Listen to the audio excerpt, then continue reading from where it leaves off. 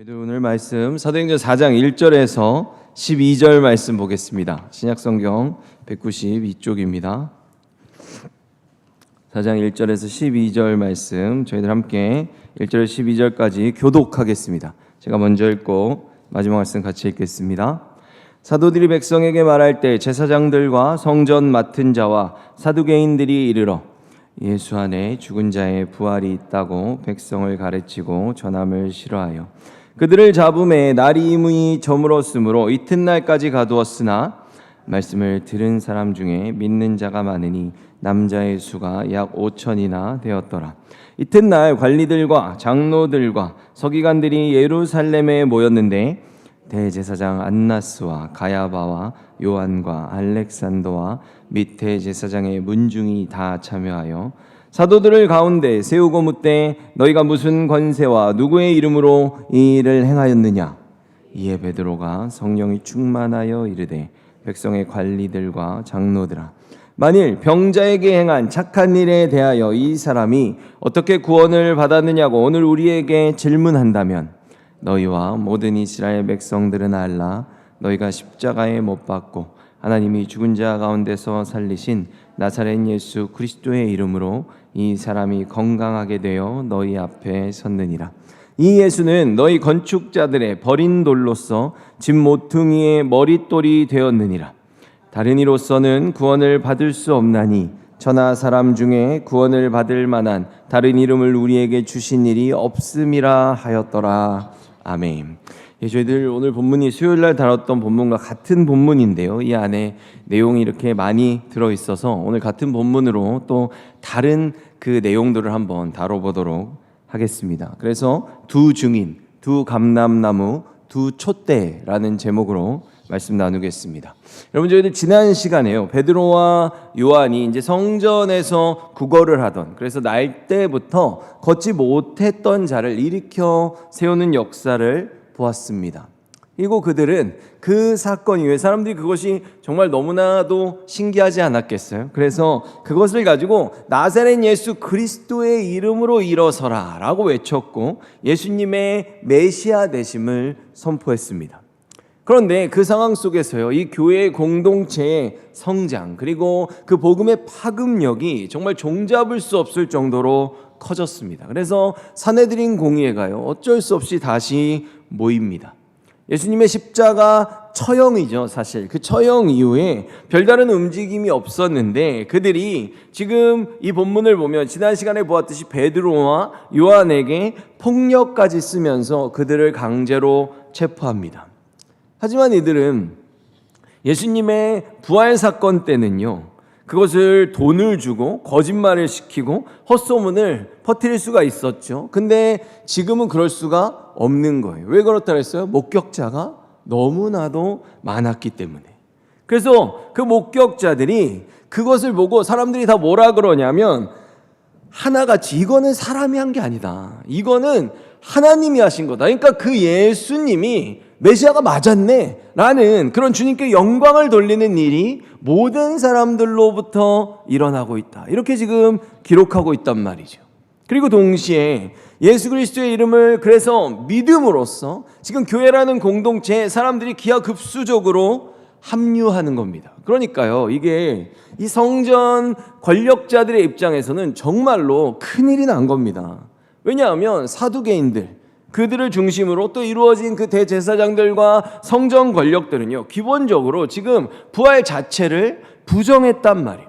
그리고 또 바리새인들은 어떤 입장이었어요? 그들은 그리스도의 고난을 거부했습니다. 고난의 그리스도가 아니다. 다윗처럼 왕권을 가지고 와야 되고 어떻게 해야 된다? 한 번에 다 끝나야 된다. 메시아의 초림과 재림을 인정하지 않았습니다. 그런데 그럼에도 불구하고 베드로는 어떤 거예요? 나사렛이라는 이름을 굳이 넣고 있다 그랬죠. 고난의 메시아, 초라한 메시아, 부활의 예수 그리스도의 이름으로 행하는데 계속해서 수많은 기적들이 일어나는 겁니다. 그러니까 이게 감당이 안 되는 거예요.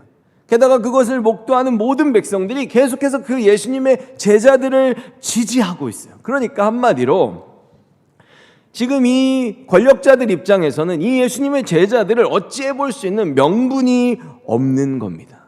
그래서 결국 협박만 하고 어쩔 수 없이 내보냈죠. 그런데 그 협박이 통합니까? 안 통해요. 막상 베드로와 요한이 그 말을 듣고서 그들의 면전에다 대고 그냥 말하죠. 나는 니네들이 지금 이렇게 하는데 나는 너희 말 안 들을 거고 하나님 말씀이 더 옳아서 앞으로 쭉 이대로 살 거야 라고 말하고 나옵니다. 근데 여러분, 오늘 이 베드로와 요한이 잡혀가요. 그래서 그들이 그곳에서 신문을 당하는 동안에 과연 그들에게 어떤 하나님의 역사가 있었는지에 대해서 좀 더 자세히 살펴보려는 겁니다. 먼저 우리는 베드로의 변론이 매우 뛰어났다고 평가되는데 그 원인부터 살펴보겠습니다. 여러분, 지금 베드로는요, 당시 네로라는 그 최고 권력층인 사내들인 공의 앞에서 신문을 당하고 있어요. 그런데 이들이 도대체 그 베드로의 언변을 당해내지를 못합니다.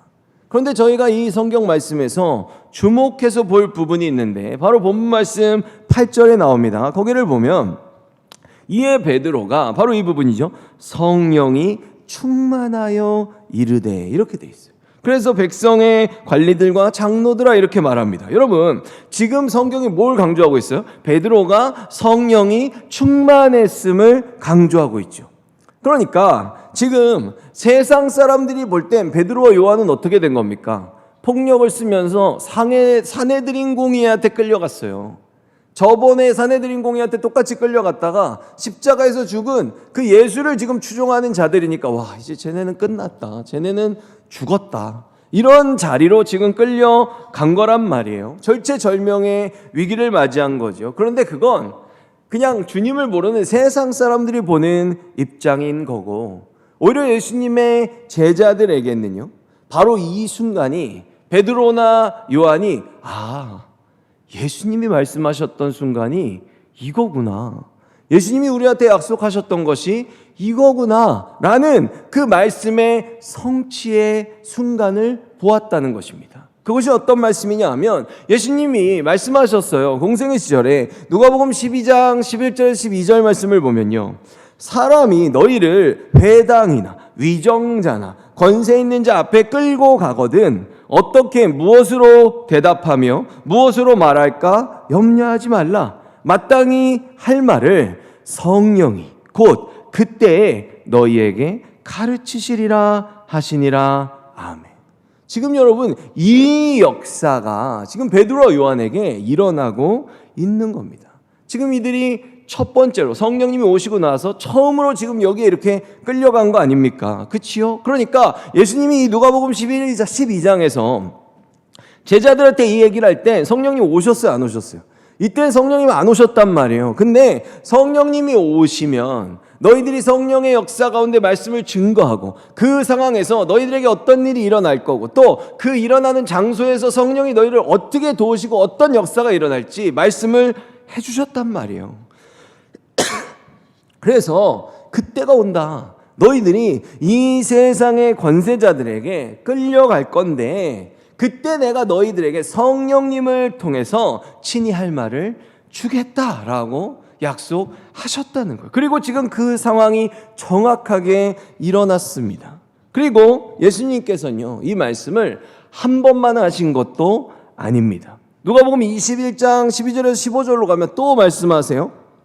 제가 읽어보면 이 모든 일 전에 내 이름으로 말미암아 너희에게 손을 대어 박해하며, 보세요 여러분, 지금 베드로와 요한이 나사렛 예수 그리스도의 이름 때문에 박해를 받는 거잖아요. 그죠? 그것으로 사역을 해서 그래서 너희에게 손을 대어 박해하며 회당과 옥에 넘겨주며, 감옥에 이미 갇혔죠. 임금들과 집권자들 앞에 끌어가려니와 그러나 이 일이 도리어 너희에게는 증거의 기회가 될 것이다. 여러분, 베드로가 지금 이들 앞에서 나 그런 적 없다고 부인하면서 나 좀 살려달라고 그러고 있습니까? 아니요. 지난 시간에 말씀드렸죠. 베드로는 지금 오히려 그 성전 권력자들에게 너희들이 메시아를 오해하고 있어, 너희들이 하나님의 말씀을 잘못 알고 있어, 그들에게 복음을 전파하고 그들을 깨닫게 하는 그 증거의 기회로 삼고 있습니다. 지금 예수님이 말씀하신 그대로예요. 그러면서 14절에 그러므로 너희는 변론할 말을 미리 준비하지 않도록 명심하라. 내가 너희의 모든 대적이 능히 대항하거나 변박할 수 없는 구변과 지혜를 너희에게 주리라. 아멘. 미리 걱정할 필요가 없다는 거예요. 미리 염려할 필요가 없다는 거예요. 여러분, 기우라는 말이 있죠. 이 기우라는 게 고사성어인데 무슨 뜻이냐면 쓸데없는 걱정, 지나친 염려를 뜻하는 고사성어입니다. 그러니까 아무 일도 안 일어났는데 근심과 걱정과 염려 때문에 지진이 일어나면 어떡하지? 갑자기 내가 자는 동안에 잠이 깊이 들었는데 비가 너무 많이 와가지고 홍수가 나면 어떡하지? 이런 걱정 때문에 잠을 못 이루는 거예요. 그래서 그 모습으로 인해 생겨난 고사성어지요. 그런데 예수님께서는 지금 어떤 얘기를 하는 거예요? 너희들이 그들에게 끌려가는 일들, 그런 일들은 안 일어날 테니까 걱정하지 마. 이건 아니고요. 분명히 일어날 건데 내가 확실하게 책임질 거니까 염려하지 말라고 미리 약속하신 겁니다. 그래서 이런 일들을 만났을 때 결과가 어떻게 될 거고 또 그때 너희들이 어떤 마음을 가져야 하는지 그것에 대해서도요 21장에 이어서 계속해서 말씀을 해주십니다. 누가복음 21장 16절 19절 보면요, 심지어 부모와 형제와 친척과 벗이 너희를 넘겨주어 너희 중에 몇을 죽이게 하겠고 또 너희가 내 이름으로 말미암아 모든 사람에게 미움을 받을 것이나 너희 머리털 하나도 상하지 아니하리라. 너희의 인내로 너희 영혼을 얻으리라. 아멘. 무슨 얘기를 하고 있습니까? 믿음의 인내로, 그 시간을 만났을 때 믿음으로 인내하고 견디라는 거예요. 그래서 그 시간들을 감당하라는 거지요.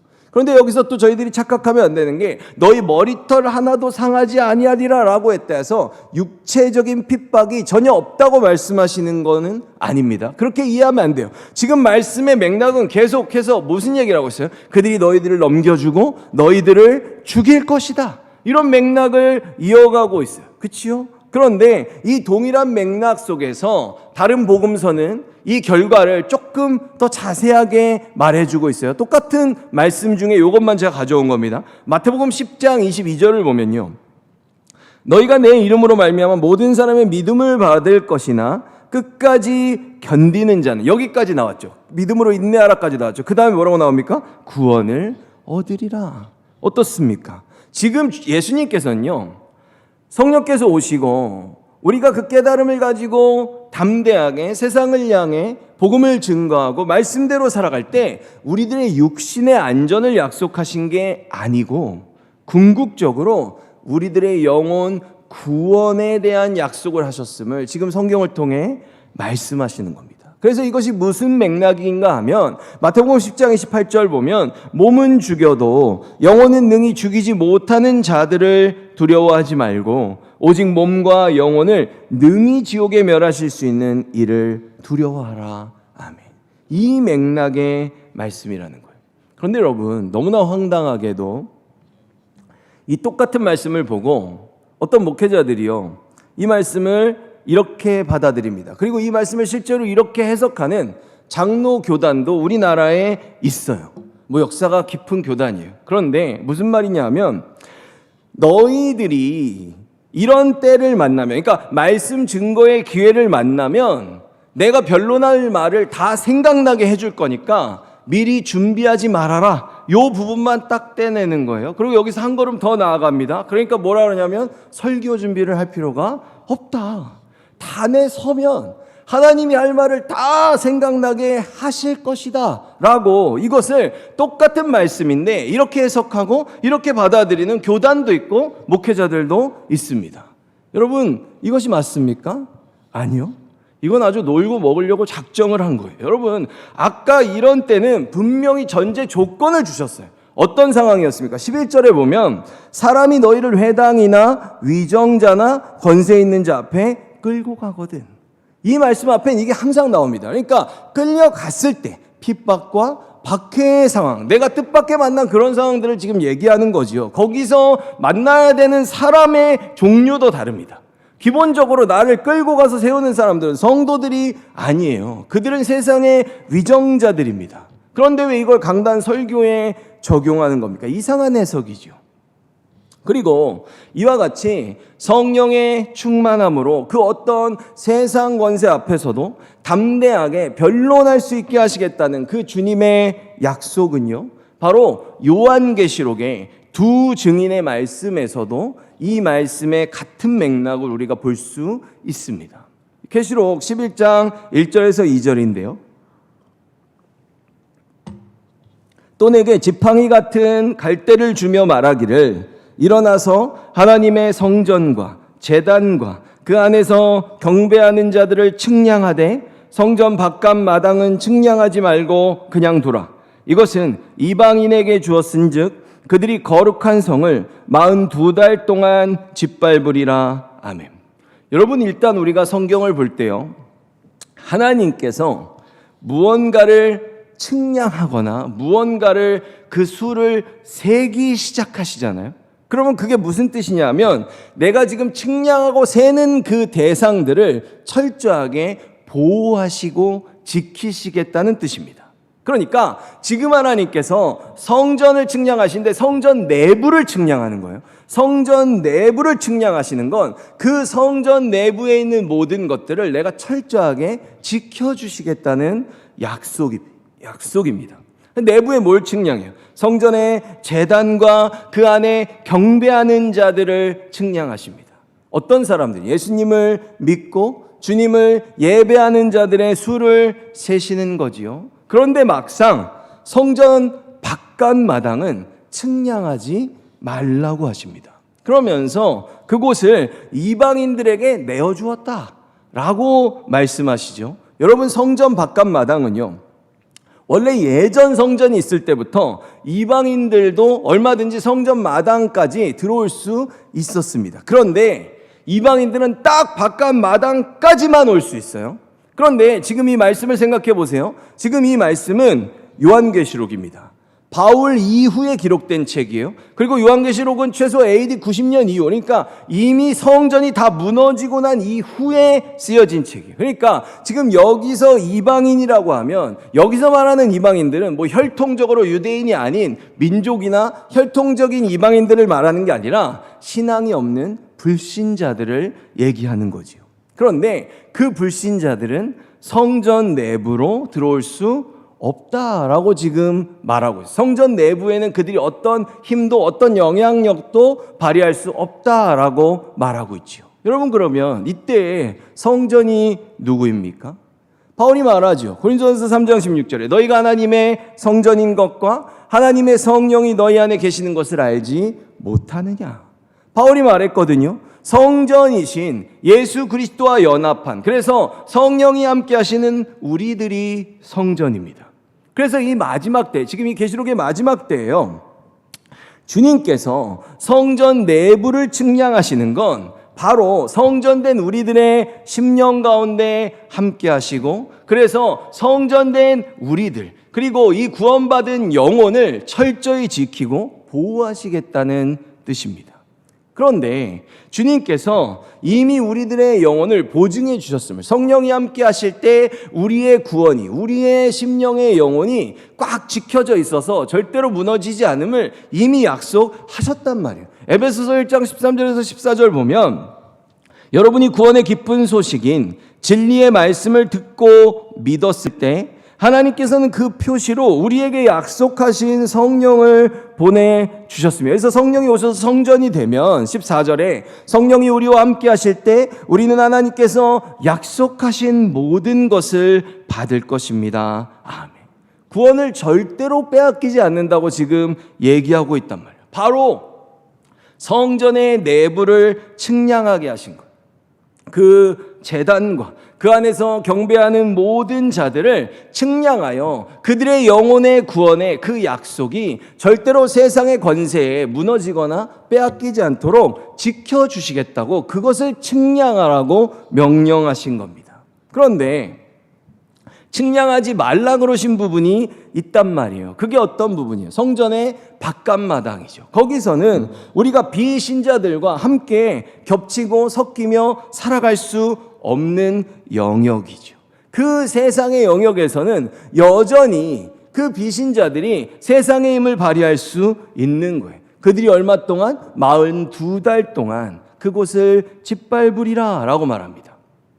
여러분, 이 42달의 의미는요, 그들에게 세상 권세가 주어지는 기간을 말하는 거예요. 지금부터 더 잘 들으셔야 됩니다. 여러분, 성경에서 언급하는 42달, 이것이 달로 하면 42달이고 연으로 하면 3년 반, 그리고 날짜로 하면 이때는 한 달을 다 30일로만, 1년 360일로만 해서 1260일이에요. 이런 표현들이 전부 다 똑같은 기간을 날로 표현하고 달로 표현하고 연으로 표현하는 겁니다. 이것이 다 같은 기간이에요. 그리고 이 3년 반이라는 시간을 성경에서는 어떻게 규정하고 있는가 하면 하나님의 구원 역사에 어떤 하나의 성취를 이루는 하나의 구간으로서, 하나의 구원 역사를 내가 이때 이 기간에는 분명히 이것을 이뤄낼 거야 라고 하나님이 정하신 그 구원 역사의 한 구간이란 말이에요. 그것이 3년 반으로 42달로 또 1260일로 등장하는 거죠. 그러면 우리는 그걸 보면서 하나님께서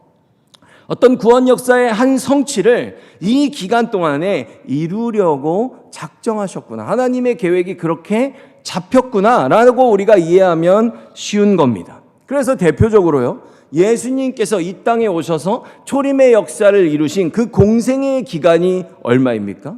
그게 3년 반이죠. 이 기간 가운데 예수님께서 하나님의 아들로서, 메시아로서, 또 하늘 백성의 대표자로서 하나님께서 이미 정하셨던 그 구원 역사의 초림이라는 역사를 이 기간 동안에 성취하신 거예요. 그래서 요한계시록에서는 반복적으로 나오는데 이것이 다 다른 시간들을 얘기하는 게 아니라 42달, 3년 반, 1260일, 이 동일한 기간을 같은 기간으로 말하는데, 이것이 요한계시록에 나오는 3년 반은 어떤 시간이냐 하면 예수님의 초림은 이미 일어났어요. 초림이 일어났고 예수님이 재림해서 다시 오실 때까지, 이 초림으로부터 재림 사이에 하나님께서 이루실 그 구원 역사의 모든 기간을, 그것을 요한계시록에서 3년 반의 시간으로 정하고 있다는 겁니다. 이미 예수님이 구원을 이루신 초림의 기간인 3년 반은 이미 공생애 때 지났어요. 그 이후에 이제 예수님의 부활 승천이 다 이루어나고 성령께서 오시고 이제 다시 초림 이후에 재림의 시간까지 우리는 그 시간을 살고 있는 거죠. 우리라는 하나님이 택정하신 모든 영혼을 구원하는 시간으로 3년 반이라는 시간을 정하셨다는 거예요. 그것이 하나님이 정하신 3년 반의 시간, 그리고 42달이고 1260일로 표현되고 우리는 다 함께 지금 그 시간을 살아가고 있는 겁니다. 그래서 이 3년 반이라는 똑같은 시간을 하늘 백성의 시각에서 바라보고, 또 세상의 시각에서 이 시간을 바라보고, 또 심판과 구원의 시각에서 이 시간을 바라보면서 이것들을 3년 반으로, 42달로, 1260일로 다른 것으로 이렇게 구별해서 표현하는 것처럼 우리들에게 보여지는 거지요. 그 각각의 입장에서 다양한 시각으로 하나님이 정하신 구원 역사의 시간을 지금 바꿔가면서 표현하고 있는 겁니다.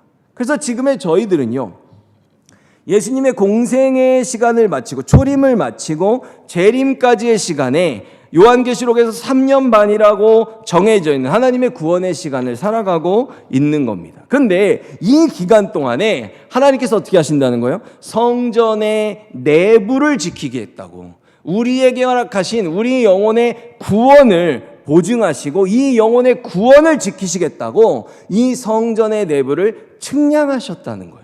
지키고 보호하겠다고 약속하셨다는 거예요. 그런데 우리가 이 초림과 재림의 사이에 있는 3년 반의 시간을 살 때 우리와 비신자들이 겹치는 우리의 육신의 영역에서 이 성전 바깥 마당에서는 세상이 어떻게 해요? 여전히 그들의 힘과 권세를 떨칠 수 있다는 거예요. 그래서 우리를 미워해서 감옥에 넘길 수 있고 우리를 죽일 수도 있다. 이것들은 우리들의 육신의 영역이고 이것이 지금 성전 바깥 마당이 상징하는 모습이라는 겁니다. 그러나 성전의 내부인, 성전인 우리의 내부인 그 영혼의 심령의 구원의 역사, 성령의 함께 하심은 세상이 그 어떤 힘과 권세로도 어떻게 한다는 거예요? 빼앗을 수 없다. 왜? 영혼은 절대로 못 건드린다. 하나님이 측량을 하셨기 때문입니다. 그래서 여러분, 이방인들이요, 성전 바깥 마당에서 그들의 위세를 떨치고 우리들의 육신의 영역들을 짓밟을 때 우리들은 무엇을 감당해야 되는 겁니까? 오늘 베드로와 요한이라는 두 증인은 이 시간 동안에 무엇을 해야 되는지 그 모범을 아주 제대로 보여주고 있어요. 그래서 요한계시록 11장 3절에서 5절을 보면 내가 나의 두 증인에게 권세를 주리니 그들이 굵은 베옷을 입고 1260일을 예언하리라. 이 두 증인은 바로 땅 위에 주님 앞에 서 있는 두 감람나무와 두 촛대였습니다. 누구든지 그들을 해치려고 하면 그 입에서 불이 나와 원수들을 삼켜버릴 것입니다. 이처럼 그들을 해치는 자는 죽고 말 것입니다. 아멘. 아까는 42달이라 그랬는데 똑같은 시간을 이제는 다른 입장에서 비치는 거죠. 1260일이라는 그 시간 동안 우리는 뭘 하냐면 복음의 사명을 감당하며 산다는 겁니다. 근데 여기서 복음을 전하는 두 증인이 지금 뭘 입고 있어요? 굵은 베옷을 입고 있죠. 여러분, 굵은 베옷은 무엇을 뜻하는 거냐면 회개하는 사람들이 입는 옷입니다. 이 죄 많은 세상을 살아갈 때 우리들이 항상 가지고 있어야 되는 입장인 거예요. 그래서 이 굵은 베옷은 첫째로는 이 세상의 죄를 바라보며 그 세상도 죄로 가득하고 우리들도 죄인이란 말이에요. 그래서 그 죄를 바라보며 애통하는 심령의 마음을 드러내는 것. 세상의 죄와 나의 죄를 바라보며 애통하는 심령으로 살아가고 그 애통하는 심령으로 굵은 베옷을 입은 자들이 뭘 하는 겁니까? 그 죄에 대해 회개하는 자들이 입는 옷입니다. 우리들은 하나님의 복음을 증거하는 두 증인으로 살아가되 철저하게 어떻게 해요? 죄를 경계하고 늘 말씀으로 자신을 돌아보며 발을 씻는 자들로 살아가야 되는 것이, 그렇게 인내의 시간을 보내는 것이 우리들의 사명이라는 것을 지금 보여주고 있죠. 여러분, 우리는 이처럼요, 늘 주님의 말씀을 대하면서 그것을 증거함과 동시에 회개하는 자로 살아갈 줄 알아야 됩니다. 늘 말씀의 거울에 자신을 비추어서 나를 돌이키고 회개하는 마음으로 살아가지 않는 자들은 지금 말씀을 보면 어떤 거예요? 한마디로 그 사람들은 말씀의 증인이 될 자격이 없는 겁니다. 그리고 우리가 여기서 그 생각을 할 수 있어요. 그럼 왜 하필 하나님께서는 두 증인이라고 말씀하셨을까? 여러분, 이것은요, 말씀을 맡고 그 말씀을 증거하는 하나님의 모든 백성들 전체를 대표하는 숫자입니다. 그래서 예수님께서요, 복음을 전하라고 제자들을 보내실 때 12명을 보내든 70명을 보내든 언제나 몇 명씩 보내셨어요? 계속 2명씩 보내셨잖아요. 그치요? 그리고 이것이 바로 레위기에 나오는 그 법정에서 그 죄나 어떤 사실이 진리라는 것을 증거하는 증인들의 최소의 숫자죠. 2명에서 3명. 그래서 레위기의 법정 증인의 숫자에 기초한 그 예수 그리스도의 진리의 복음을 전하는 증인의 숫자는 성경에서 최소 숫자로 지금 2명으로 나오고 있어요. 그런 생각을 가지고 지금 베드로도 보면, 여러분, 베드로 사도 요한과 함께 사도행전에서 늘 둘이 짝을 지어 다니면서 그 복음을 전하는 걸 볼 수 있습니다. 바울은 어때요? 바울은 누구랑 같이 다녔습니까? 바나바하고 또 같이 다니죠. 그래서 이렇게 2명씩 언제나 짝을 지어서 같이 동행하는 모습들을 우리는 여전히 볼 수 있다는 거예요. 근데 그 제일 최초의 시작이 누구예요? 예수 그리스도로부터, 레위기의 법정의 진리에 대한 증언에서부터 그것이 기원을 두고 시작했다는 걸 알 수 있다는 거죠. 그래서 두 증인이라는 건요, 진리를 증거하는 최소의 숫자고 상징적인 숫자여서 두 증인은 주님의 복음을 맡은 하늘 백성들 전체를 의미하는 숫자인 겁니다. 그리고 오늘 말씀에서는 또 요한계시록에서는요, 그 두 증인은 두 촛대다 이렇게 말해요. 여러분, 요한계시록에서는 1장 20절에 7 촛대는 7 교회니라. 그래서 계시록의 말씀에서는요, 촛대가 교회를 나타내는 대표적인 상징입니다. 그러니까 두 증인, 두 촛대 전부 다 우리들을 말하는 거죠. 근데 또 그 두 촛대가 또 뭐라 그러냐면 두 감람나무다 이렇게 말해요. 이것은, 감람나무는 제가 말씀드렸죠. 감람나무는 중국어 성경에서 번역한 거고 실제로는 그거랑 전혀 상관없는 올리브나무라고 말씀을 드렸습니다. 이것은 두 증인에게 허락하사 항상 함께 하시는 성령의 충만한 모습을 말하고 있는 거예요. 올리브나무의 기름이 늘 넘쳐난다. 그게 성령의 기름 부으심, 성령의 충만한 주님의 교회의 모습을 두 감람나무라고 지금 표현하고 있는 거죠. 마치 오늘의 베드로와 요한처럼요. 그들의 성전 바깥마당인 육신은 폭력을 당하고 짓밟힐지언정 그 성전의 내부는 성령의 충만함 가운데 하나님께서 허락하신 그 변론들을 세상을 향해 담대히 증거하고 있는 두 증인의 모습을 대변해주고 있는 겁니다. 정리하겠습니다. 여러분, 바로 저희들이 두 증인이고요. 바로 저희들이 두 촛대고요. 세상을 향해 빛을 발하는, 그리고 바로 저희들이 성령의 충만함 가운데 주님의 말씀을 대변하는 두 감람나무로 사는 겁니다. 우리가 그렇게 살 수 있도록 지금 성령께서 우리와 함께 하시고 우리를 도와주고 계십니다. 그러니 부디요 굵은 베옷을 입고 증언하는 두 증인들처럼 오늘 사내들인 공의의 협박 앞에서도 담대했던 베드로와 요한처럼 늘 말씀 앞에서 회개하고 돌이키고 그 진리 그대로를 가감없이 받아들이고 증거하는 하늘의 증인된 저희들 되길 예수 그리스도의 이름으로 축원합니다.